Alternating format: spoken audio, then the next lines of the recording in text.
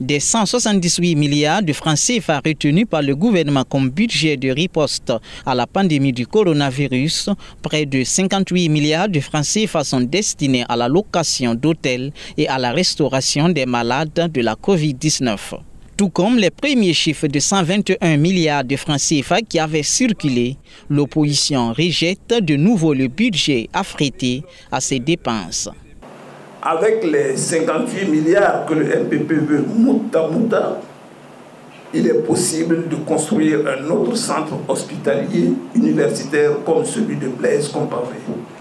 Tengango, si vous voulez, qui avait coûté à l'époque 45 milliards. Et il en restera suffisamment de ressources pour équiper convenablement les autres CHU et faire dignement face à la pandémie. S'appuyant sur des témoignages de proches de malades et de personnel soignant sur la prise en charge des patients atteints de la Covid-19 à l'hôpital de Tengango, le CFOP demande à l'Assemblée nationale d'engager une enquête parlementaire. Au regard de la gravité des allégations, l'opposition politique demande solennellement au président de l'Assemblée nationale d'engager une enquête parlementaire sur le traitement des malades à l'hôpital de Tengango. La brèche est ouverte du même coup par l'opposition pour lancer quelques piques au président de l'Assemblée nationale. Et c'est sur ce terrain qu'on attend son Excellence Alassane Balaza Kandé, au lieu de l'organisation de tontines ou du fait de se pavaner dans les rues de Ouagadougou pour distribuer allègrement de l'argent mal acquis.